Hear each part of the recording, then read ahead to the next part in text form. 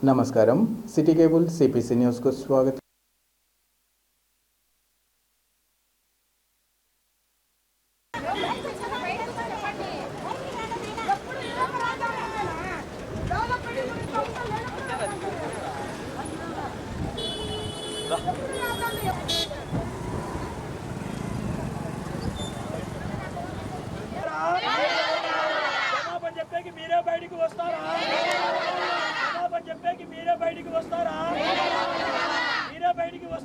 మీరే వచ్చి క్షమాపణ చెప్తారా? మమ్మల్ని లోనికి రమ్మంటారా?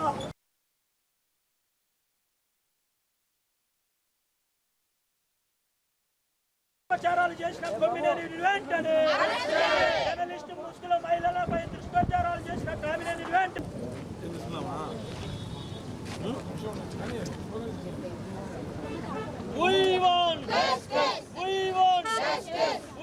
మహిళలను కించపరిచేలా ప్రచారాలు చేసిన సాక్షి యజమాని వెంటనే మహిళలను కించపరిచేలా ప్రచారం చేసిన సాక్షి యజమాని వెంటనే సాక్షి సాక్షి సాక్షి సాక్షి సాక్షి సాక్షి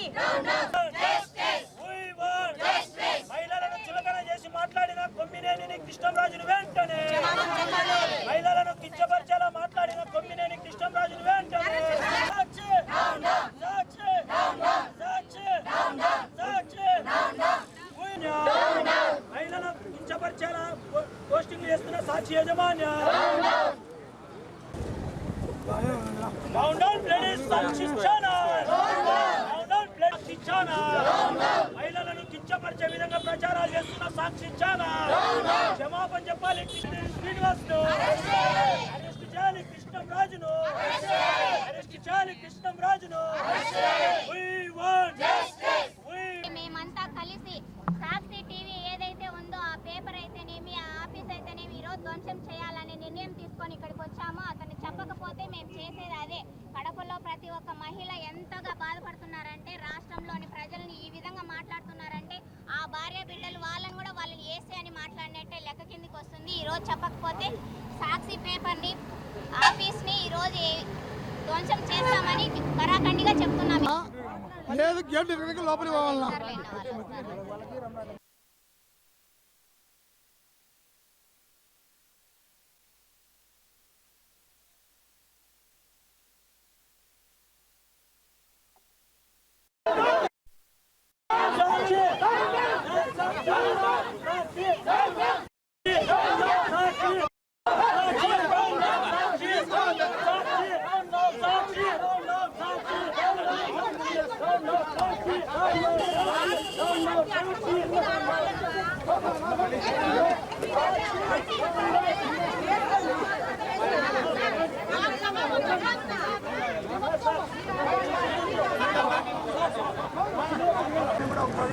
కూడా చాలా బాధాకరం. వీటిని వెంటనే కఠినంగా శిక్షించి సాక్షి యాజమాన్యాన్ని అలాగే బ్యాన్ చేయాలని చెప్పి రాష్ట్రంలో ఇలాంటి విషయం దొరుకుతుంది. చెప్పాలి కృష్ణంరాజు వెంటనే చెప్పాలి కొమ్మినేని వెంటనే చెప్పాలి భారతిరెడ్డి వెంటనే కంప్లైంట్ ఇచ్చాం కదా.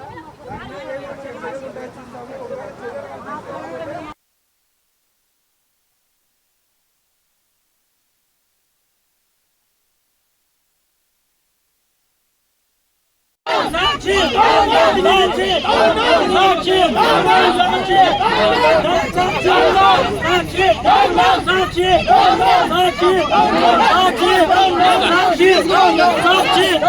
సాక్షి సాక్షి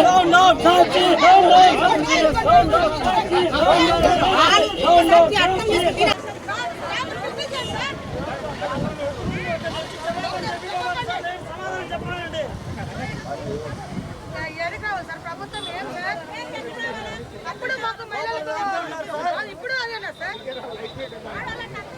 ఏం సార్ చట్టము వాళ్ళకే ఉంది మాకు లేదా?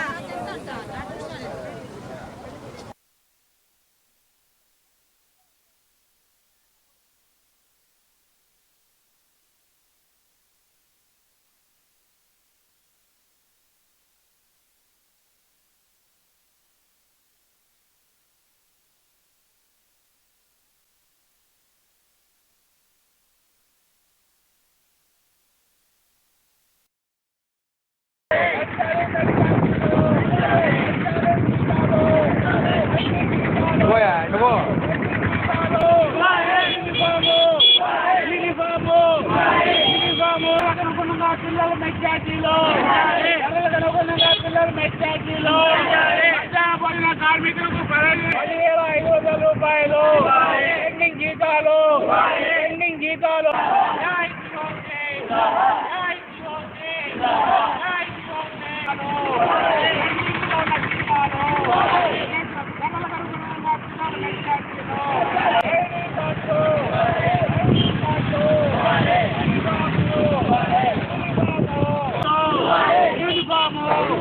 యూనిఫామ్ పెండింగ్ ఛార్జీలు పెండింగ్ జీతాలు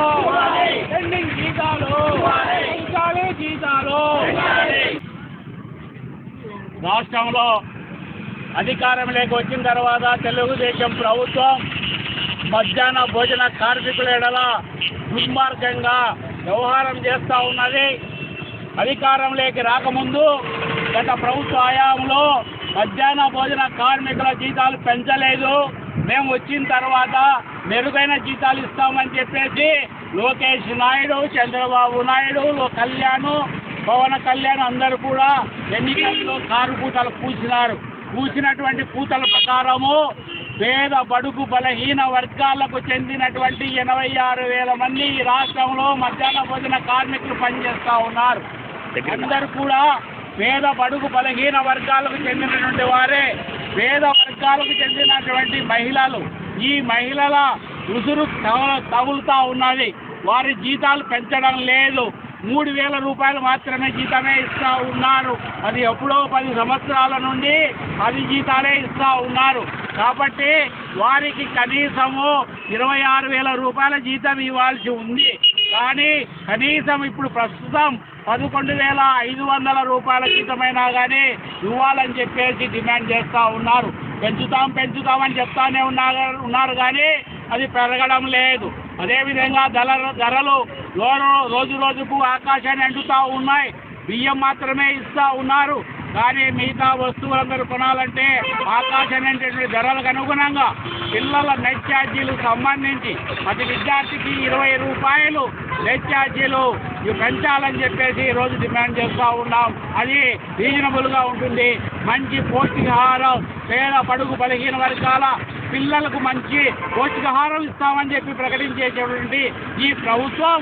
కాబట్టి అది ఇవ్వాలంటే కనీసం 20 రూపాయలన్నా అది పిల్లవానికి పెంచాలా. కాబట్టి ధరలకు అనుగుణంగా మెస్ ఛార్జీలు పెంచడంతో పాటు పెండింగ్లో ఉన్న కుకింగ్ ఛార్జీలు వెంటనే ఇవ్వాలా. పెండింగ్లో ఉన్న జీతాలు కూడా వెంటనే ఇవ్వాలి. అదే పద్ధతిలో శుభ్రత, పరిశుభ్రత, శుచి అని కారుకూతలు కూర్చేటువంటి మినిస్టర్లు కానీ, అదే స్వయంగా ఈ ఎడ్యుకేషన్ మినిస్టర్గా ఉన్న లోకేష్ బాబు అనేక మార్లు ప్రకటన చేసినటువంటి మీదట వారికి సంబంధించి ఐడి కార్డులు ఇవ్వండి. ఐడి కార్డుతో పాటు యూనిఫామ్ ఇవ్వండి. యూనిఫామ్తో పాటు గ్లౌజులు, అదేవిధంగా మాస్కులు అవన్నీ కూడా ఇవ్వాలా. అదేవిధంగా వంటశాలలు లేని పాఠశాలలో వంటశాలలు ఏర్పాటు చేయాలా. దానికి అనుగుణంగా ఈరోజు గ్యాస్ ఇస్తామని చెప్పి ప్రకటన చేసినటువంటి నీళ్ళు పిల్లలకు ఇచ్చి వండేటువంటి వాటికి కూడా సబ్సిడీ గ్యాసు సరఫరా చేయడం లేదు. కాబట్టి దానికి సంబంధించి సబ్సిడీ గ్యాసు ప్రభుత్వమే సరఫరా చేయాలని చెప్పేసి డిమాండ్ చేస్తూ ఉన్నాం.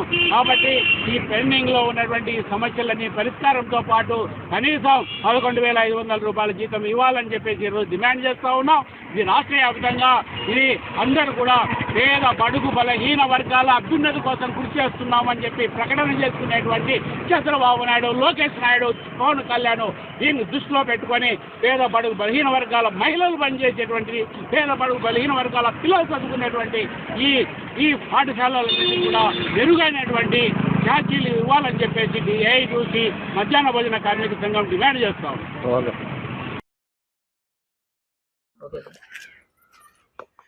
కూటమి ప్రభుత్వం అధికారంలోకి వచ్చి సంవత్సరం పూర్తయిపోయి 10 రోజులు గడిచిందేమో. ఈ కాలం అంతా కూడా ఈ రాష్ట్రానికి చేసిన మేలు లేదు, ప్రజలకు చేసిన మేలు అంతకన్నా లేదు. మేనిఫెస్టోలో చెప్పినవి ఒక్కటి అమలు చేసింది లేదు.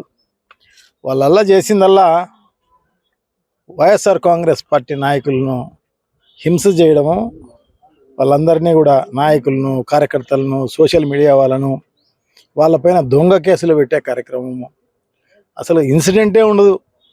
దానిపైన ఏంటేంటో కేసులు పెట్టేసేసి ఎస్సీ ఎస్టీ కేసులంట, 307 కేసులంట. సో ఈ కేసులన్నీ పెట్టి వాళ్ళందరికీ నెల రోజులు 50 రోజులు వాళ్ళకు రానికుండా చేసే కార్యక్రమం, బెయిల్ రానికుండా చేసే కార్యక్రమం చేస్తున్నారు అన్నమాట. అదే పనిగా మరి ఏం బాపుకుందాం అనుకుంటున్నారో, లేకుంటే ఇది పర్మనెంట్ అనుకుంటున్నారో, లేకుంటే ఏమో తెలియదు. కానీ మొత్తం పైన ఇదంతా టెంపరరీ. వాళ్ళు కూడా టెంపరరీనే. ఖచ్చితంగా మళ్ళీ రాత్రి వస్తుంది, పగులు వస్తుంది అన్నట్టే ఖచ్చితంగా వైఎస్ఆర్ కాంగ్రెస్ పార్టీ వస్తుంది.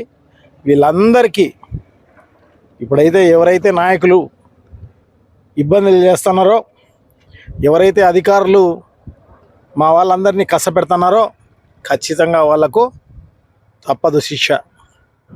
ఖచ్చితంగా వాళ్లకు చూపెడతాం సినిమా. తప్పకుండా జరుగుతుంది. చాలా దారుణం. రాష్ట్ర వ్యాపితంగా ఇదే కార్యక్రమం. దాంట్లో భాగంగా ఇప్పుడు పులివెందులలో కూడా అదే కార్యక్రమం. చిన్న సింపుల్ ఇష్యూ.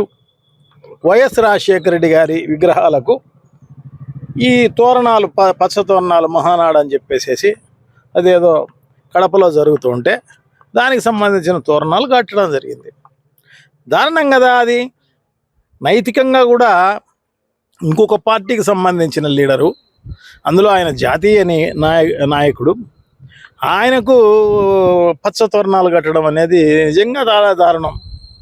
వాళ్ళకి ఎట్లా మనసు ఒప్పిందో, వాళ్ళు ఎందుకు కట్టించినారు కానీ.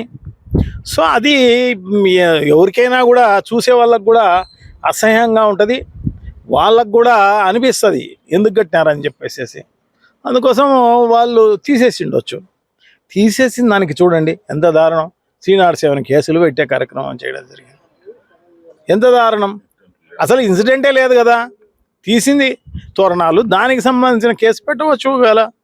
వాళ్ళంతా మున్సిపాలిటీకి కమిషనర్కు రికమెండేషన్ చేయడం జరిగింది, డిఎస్పీ గారికి, పోలీసులకు తెలియజేయడం జరిగింది ఈ రకంగా కట్టడం అన్యాయము అని చెప్పేసి.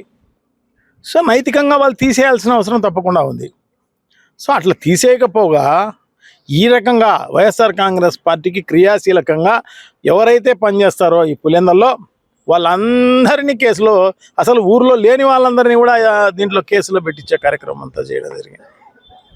సో వాళ్ళందరికీ కూడా ఏమంటే రిపీటెడ్గా ఈ కేసులు పెట్టి వాళ్ళకు రౌడీ షీట్లు ఇంకోటి ఓపెన్ చేపించి వీళ్ళందరినీ ఎలక్షన్లకు కూడా బయట తిరక్కోకుండా చేయాలనేదే ఉద్దేశం అన్నమాట. సో భయపెట్టాలా, ఎలక్షన్లలో తిరగనీయకుండా చేయాలి, రేపు స్థానిక సంస్థల ఎలక్షన్స్ జరుగుతున్నాయి అని చెప్పేసి వాళ్ళు ఈ రకంగా క్రిమినల్ మైండ్ కలిగిన వాళ్ళు కాబట్టి ఆ రకంగా క్రిమినల్ ఒక బ్రూటల్ లాగా వ్యవహరించే కార్యక్రమం చేయడం జరుగుతుంది అన్నమాట.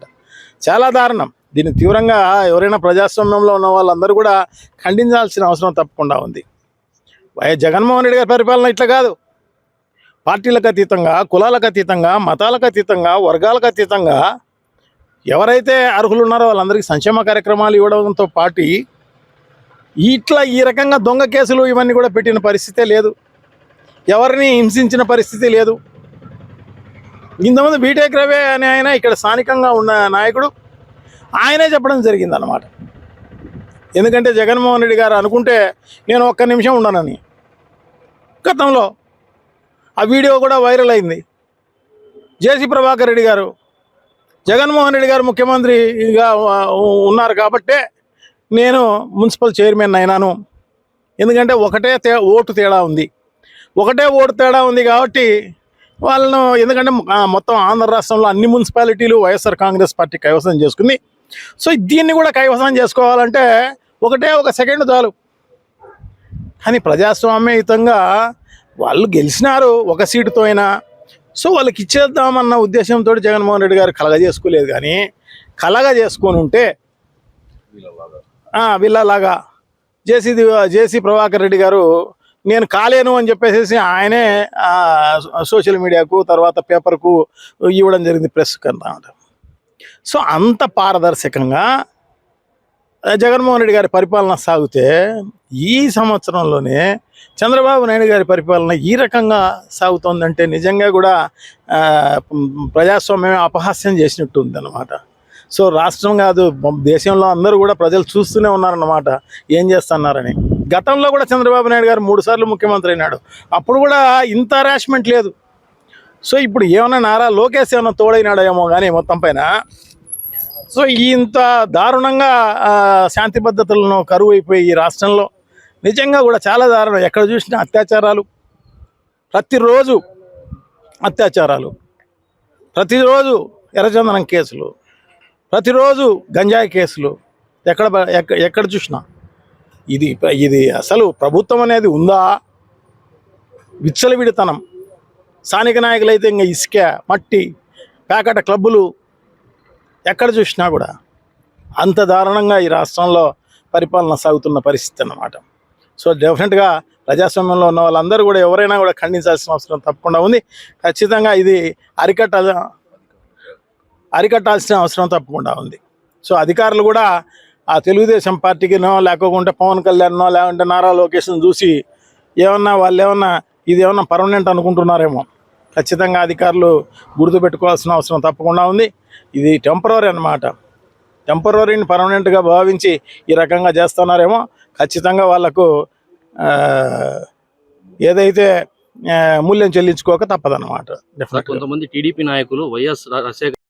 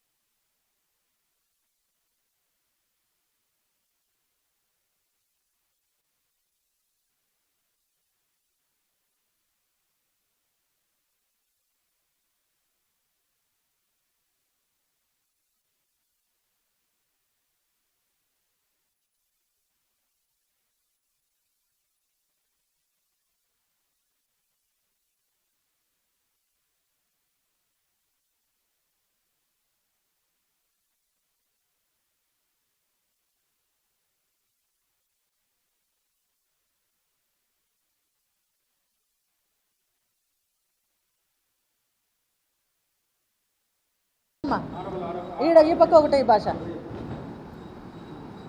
సుశీల్, విజయ్ ఆ పక్కకు రా. విజయ్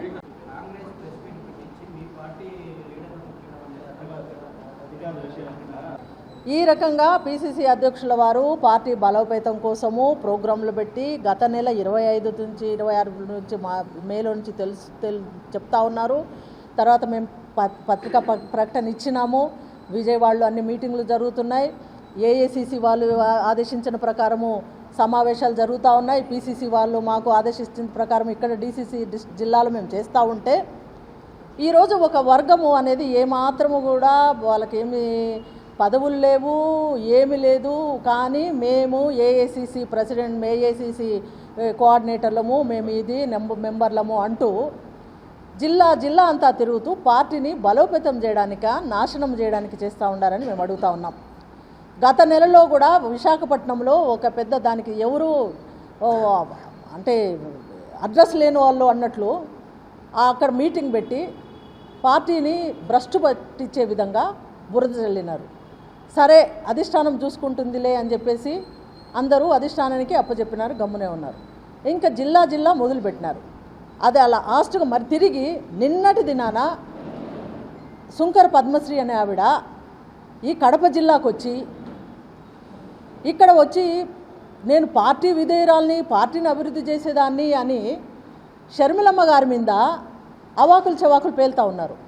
నేను రాహుల్ గాంధీతో 4000 కిలోమీటర్లు పాదయాత్ర చేసినా నేను పార్టీ విధేయురాల్ని అంటా ఉన్నాను. రాహుల్ గాంధీ గౌరవించినట్లే రాహుల్ గాంధీ గారు ఖర్గే గారు ఏర్పాటు చేసిన పిసిసి అధ్యక్షురాలు షర్మిలమ్మ గారిని నువ్వు ఎందుకు అగౌరవపరుస్తూ ఉన్నావు? ఈ పార్టీ మీద నా అభిమానం ఉంది, పార్టీని నేను బలోపేతం చేసేదాన్ని, అందుకే ఆ నాశనం అయిపోతుందని వస్తున్నప్పుడు వారు ఎవరైతే ఏర్పాటు చేసినారో పార్టీ బలోపేతం కోసము షర్మిలారెడ్డి గారిని ఇక్కడ పీసీసీ అధ్యక్షురాలుగా చేసింది రాహుల్ గాంధీ గారు, మల్లికార్జున ఖర్గే గారు. వాళ్ళని అవమానం చేస్తుండవు నువ్వు.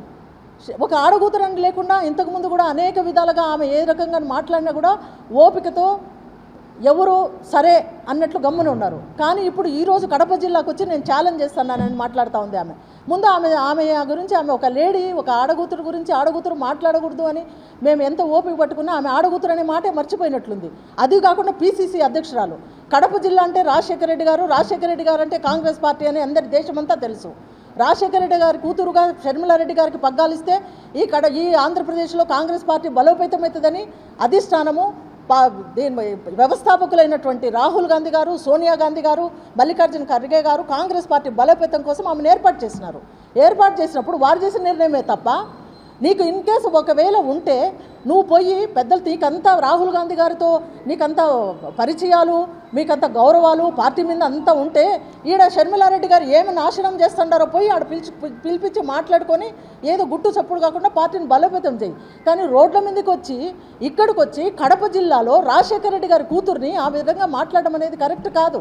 ఎంత ధైర్యం ఉంటే ఆమె ఈ విధంగా మాట్లాడాలి. కానీ దీని గురించి మాట్లాడడం కాదు, డిసిప్లినరీ యాక్షన్ కమిటీ ఉంది. తప్పకుండా ఈరోజు ఎవరెవరైతే ఇప్పుడు వాళ్ళు తిరిగిన వాళ్ళంతా పార్టీకి వ్యతిరేకంగా తిరిగిన వాళ్ళే. ఒక ప్రోటోకాల్ అనేది ఉంటుంది పార్టీలో. ఎక్కడైనా జిల్లాకు ఎంటర్ అయినప్పుడు ఏఐసిసి నుంచి వచ్చిన వాళ్ళు కానీ, పీసీసీ నుంచి వచ్చిన వాళ్ళు కానీ డీసీసీతో కాంటాక్ట్ అయ్యి డీసీసీ ద్వారా ఈ జిల్లాలో పర్యటన చేయడం, ప్రోగ్రాంలు చేయడం జరుగుతుంది. ఇంతవరకు మాకు ఇన్ఫర్మేషన్ లేదు. ఏంటి వాళ్ళ క్యాడర్ ఏంది, ఇప్పుడు ఆడ ఉండే వాళ్ళందరూ మొత్తం వాళ్ళందరినీ మనం చూస్తూనే ఉన్నాం. ఒక్కొక్కరు అంటే మీకు పదవులు ఇస్తే కాంగ్రెస్ పార్టీ మంచి, పదవులు లేకపోతే కాంగ్రెస్ పార్టీకి వ్యతిరేకంగా పనిచేస్తారా? అట్లెట్లయితుంది? ఈరోజు డీసీసీ కూడా ఇక్కడ కూడా ఏమంటా ఉన్నారు, వర్గాలని. మరి ఎక్కడున్నాయి వర్గాలు? ఇక్కడ రెండే వర్గాలు, పనిచేసే వర్గం, పనిచేయని వర్గం. పనిచేయని వర్గం అంతా పక్కకి వెళ్ళిపోతూ ఉంది. సొంత ప్రయోజనాలకు చేసుకునే వాళ్ళకు మేము ఎంకరేజ్ చేయము. మా పీసీసీ అధ్యక్షురాలు చెప్పిన సలహా అది కాదు. మమ్మల్ని అందరినీ కష్టపడి పని చేయమనింది. కాంగ్రెస్ పార్టీ బలోపేతం కోసం పనిచేయండి, మీ డెవలప్మెంట్ అనేది పార్టీ తప్పకుండా చూస్తుంది. ఇప్పుడైతే పరిస్థితులు బాగలేవు, మన పార్టీని ప్రజల క్షేమం కోసం పార్టీని అధికారంలోకి తీసుకురావాలా, రాహుల్ గాంధీ గారిని ప్రధానమంత్రి చేయాలి. కాబట్టి ఆ దిశగా మీరు ప్రయత్నం చేయండి. ఇప్పుడు కష్టమైనా కూడా మేము గుర్తిస్తూ ఉన్నాం. భవిష్యత్తులో తప్పకుండా కష్టపడిన నాయకురాలకు మేము ప్రాధాన్యత ఇస్తామని చెప్పడం జరిగింది. ఆమె అదే పనిగా ఒక టీంను ఎన్నుకున్నారు, కష్టపడి పని చేయాలని చెప్పేసి. ఇప్పుడు సీనియర్స్ ఉన్నారు, సీనియర్స్ ఉన్నా కూడా ఎప్పుడు ఎంతసేపు చూసినా కూడా మేము కూడా వయసు మీద పడేకొద్ది అంత పని చేయలేం. యంగ్స్టర్స్కి అవకాశం ఇవ్వాలా. ఆ రకంగానే మేడం గారు అవకాశం ఇచ్చినారు. సీనియర్స్ కూడా వాళ్ళను ఎంకరేజ్ చేసి వాళ్ళ అనుభవాలు చెప్పి పార్టీని ముందుకు తీసుకుపోయాల్సి పోరించి ముసలిళ్ళమైనా మమ్మల్ని పక్కన పెట్టారన్నట్టు ఇట్లాంటి వాళ్ళని ఎంకరేజ్ చేసి ఇట్లా ప్రజల్లోకి పంపించేస్తే పార్టీ ఏం కావాలా? పార్టీ క్షేమం చూస్తున్నారా? పార్టీ ద్వారా ప్రతి ఒక్కరు బాగుపడిన వాళ్ళు ఇప్పుడు తెలుగుదేశంలో కావచ్చు, వైసీపీలో కావచ్చు, కాంగ్రెస్ ప్రజెంట్లో కావచ్చు, అందరూ కాంగ్రెస్ పార్టీ నుంచి వచ్చిన వాళ్ళే. ఈ నేషనల్ పార్టీ, ఇది స్వతంత్రం పోరాడేప్పటి నుంచి ఉన్న పార్టీ. దాంట్లో పనిచేసిన నాయకులు అందరూ దాంట్లో నుంచి విద్యాభ్యాసం చేసినట్టు నాయకులుగా ఎదిగి మిగతా దానికి వచ్చిన వాళ్ళే. అటువంటి కాంగ్రెస్ పార్టీని అవమానం చేయడం ఎంతవరకు సమంజసమని నేను అడుగుతా ఉన్నా. ఒక స్త్రీగా శంకర పద్మశ్రీ చేయడం కరెక్ట్ కాదు. ఆమె ఏ ధైర్యం ఉంటే రాజశేఖర రెడ్డి గారు కూతురు, పీసీసీ అధ్యక్షురాలు, కాంగ్రెస్ పార్టీని బలోపేతం చేసినటువంటి గొప్ప మహానాయకుడు నువ్వు రాజశేఖర రెడ్డిని పోరుతావు, రాజశేఖర రెడ్డి బిడ్డను, కొడుకును, భార్యను నువ్వు మాట్లాడతావా? మనము మాట్లాడే ముందు మనం ఏంటి అనేది చూసుకోవాలా. ఒక ఆడగూతురుగా నాకు ఆమె ఎక్కడైతే ప్రోగ్రామ్స్ పెట్టినప్పుడు మన కడప వాళ్ళే ఆమె గురించి నేను ఇంతవరకు ఒక లేడీ ఆడగూతురని నేను బయట తీయలేదు. ఈరోజు మా పీసీసీ అధ్యక్షురాలని ఆమె మాట్లాడినప్పుడు నేను ఒప్పుకోలేక చెప్తా ఉన్నా.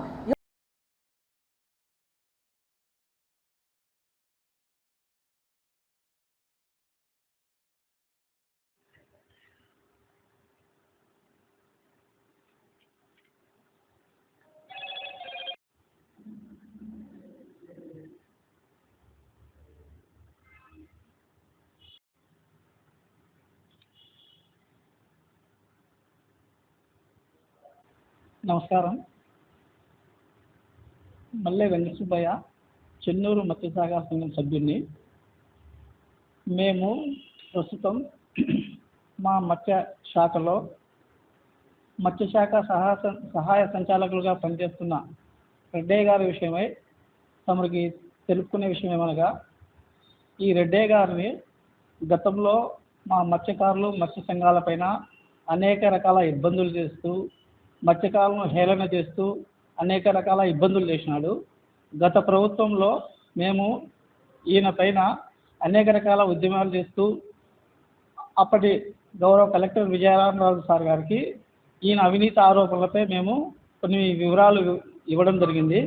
ఆయన మేము వివరించిన వివరాలపై స్పందించి ఆయనపై విచారణ చేయగా ఆ విచారణలో ఈయన అవినీతి భాగోతం బయటపడి ఆయనను గవర్నమెంట్కు సరెండర్ చేయడం జరిగింది. కానీ మళ్ళీ కడప జిల్లాకే సహాయ సంచాలకులుగా వచ్చి ఇప్పుడు మళ్ళీ మమ్మల్ని అనేక రకాల ఇబ్బందులు పెడుతున్నాడు. తర్వాత ఈయనను మళ్ళీ అన్నమయ్య జిల్లాలో ఫిష్ ఆన్ రకంగా వర్క్ అరేంజ్మెంట్ కింద మత్స్యశాఖ వారు నియమించడం జరిగింది. అది అరుదుగా తీసుకొని అక్కడ డ్యూటీకి పోకుండా ఇక్కడ కడపలో ఏడిగా ప్రజెంట్ కడప ఏడిగా ఉన్నారు. ఇక్కడ డ్యూటీకి పోకుండా కేవలం ఆయన స్వతహా పనులు చేసుకుంటూ అక్కడ ఇక్కడికి వారికేమో అక్కడ డ్యూటీలో చేస్తున్నా అని చెప్పి అక్కడి వారికేమో ఇక్కడ డ్యూటీ అని చెప్పి ఈ విధంగా కాలం గడుపుతూ అనేక రకాల ఇబ్బందులు చేస్తున్నారు డిపార్ట్మెంట్ వారు కూడా. తర్వాత ఈయన పనిచేసే మత్స్యశాఖ సిబ్బంది కూడా ఈయన వల్ల అనేక రకాల ఇబ్బందులు పడుతున్నారు. ఈ విషయం మీరు గమనించి వారి సిబ్బందిని కూడా అడిగి తెలుసుకోవచ్చు. ఈయన వలన మత్స్య సంఘాలు మత్స్యకారులు జిల్లాలో అనేక రకాల ఇబ్బందులు జరుగుతున్నాయి.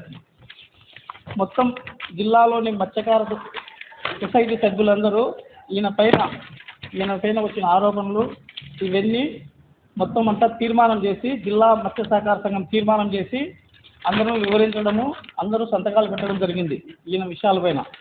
తర్వాత అప్పటి కలెక్టర్ విజయరామరావు సార్ గారు ఈయనను గవర్నమెంట్కు సరెండర్ చేయడం కూడా జరిగింది. మళ్ళీ ఈయన ఏ దారిలో వచ్చినాడో ఇక్కడికి వచ్చి ఈ జిల్లాలోని మత్స్యకారులను మత్స్య సంఘాలను అనేక రకాల ఇబ్బందులు పెడుతున్నారు. కావున ఈయనను ఈ జిల్లా నుంచి తర్వాత ఒక అధికారి తన సొంత జిల్లాలో పనిచేయలేదని చేయకూడదనే నిబంధన కూడా ఉంది. కానీ ఈయన ఈ జిల్లాకు ఏ విధంగా వచ్చినాడో మాకే అర్థం కావలేదు. దీన్ని కలెక్టర్ వారు ప్రభుత్వం వారు స్పందించి ఈయనని ఈ జిల్లా నుంచి పంపించవలసిందిగా కోరుతున్నాం. ప్రశాంతంగా ఉన్న మత్స్యకారులు ఈరోజు మళ్ళీ రెడ్డయ్య ఈ ఆఫీస్కి రావడము అనేక విధాలుగా ఇబ్బందులు పెట్టడం జరిగింది.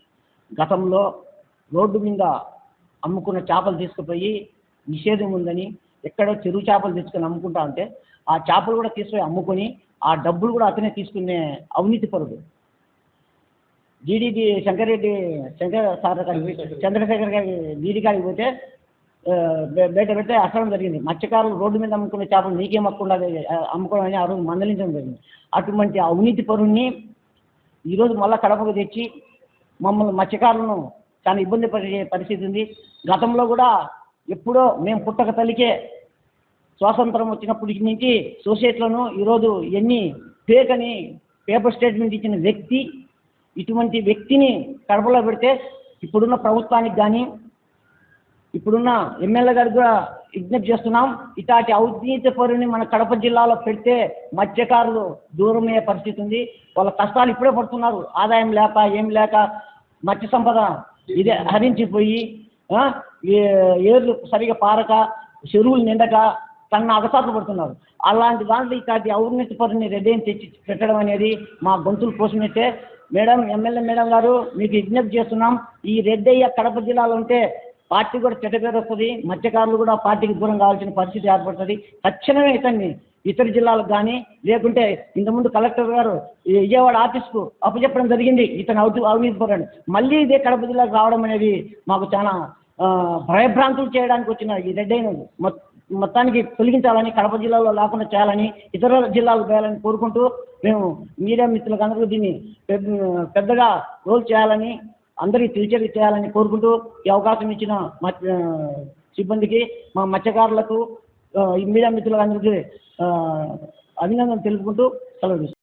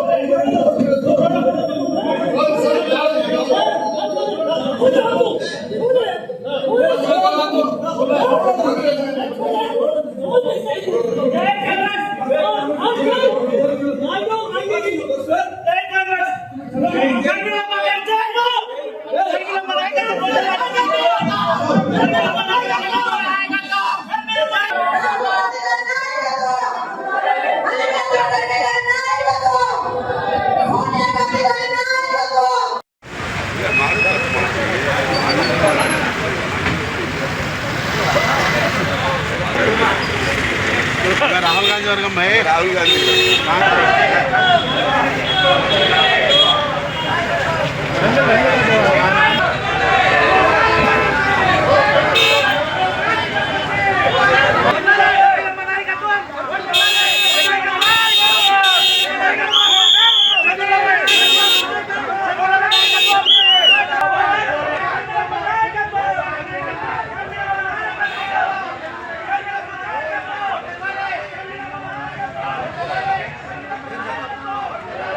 డీసీసీకి అనుమతి అడగకుండా కడపలో చొరబడి దొంగ చాటున ఐఎంఈ హాల్లో ఎవరైతే ఈ ప్రోగ్రాం నిర్వహించినారో మేము కాంగ్రెస్ పార్టీ నాయకులతో ప్రోగ్రాం చేస్తున్నామని అదంతా ఉత్తమాటలు.